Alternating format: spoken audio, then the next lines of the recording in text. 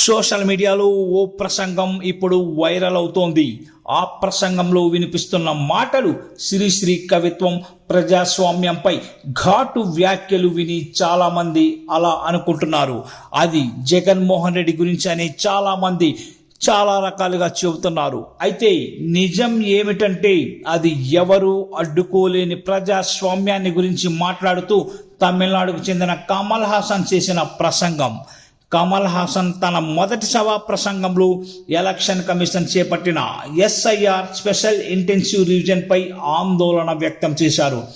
ఈ సర్వే కొనసాగితే తమిళనాడులో సుమారు 1 కోటి మంది బతికుండి కూడా చనిపోయే పరిస్థితి ఏర్పడే ప్రమాదం ఉంది. స్పెల్లింగ్ తప్పులు, చిరునామాలో చిన్న చిన్న మార్పులు ఇలా ఓటర్లను జాబితా నుంచి ఏకపక్షంగా తొలగించే పరిస్థితి వస్తుందని ఆయన హెచ్చరించారు. దీనికి బీహార్ ఉదాహరణను ఆయన ఉదహరించి ఆ రాష్ట్రం జీవోత్సవాల భూమిగా మారిందని, ఆ వ్యాధి దేశమంతా వ్యాపించకూడదని స్పష్టం చేశారు. ఈ ప్రక్రియకు ఎన్నికల సంఘమే సహకరిస్తోందని ఆయన ఘాటు విమర్శలు చేశారు. పశ్చిమ బెంగాల్ సీఎం మమతా బెనర్జీ ఈ సర్వేకు వ్యతిరేకంగా చేస్తున్న పోరాటానికి కూడా ఆయన మద్దతు తెలిపారు. ప్రసంగంలో ఆయన శ్రీశ్రీ కవిత్వాన్ని ప్రత్యేకంగా ప్రస్తావించారు.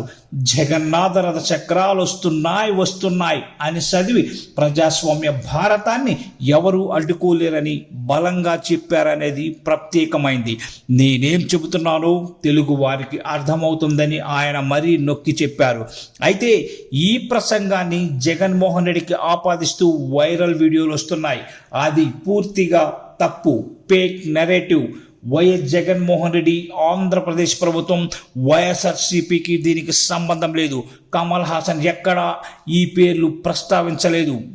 ఆయన స్వయంగా చెప్పిన అంశాలు, ఉదాహరణలు జగన్తో సంబంధం లేకుండా ప్రత్యేకంగా తమిళనాడు, బీహార్, పశ్చిమ బెంగాల్ సందర్భంలో ఉన్నాయి. ఈ ఫేక్ ప్రచారం వెనుక ఒక స్పష్టమైన ఉద్దేశం అయితే ఉంది. ఓట్ల హక్కులను, ప్రజాస్వామ్యానికి సంబంధించిన అంశాలను రాజకీయంగా మలచడం, జగన్పై నెపం వేయడం.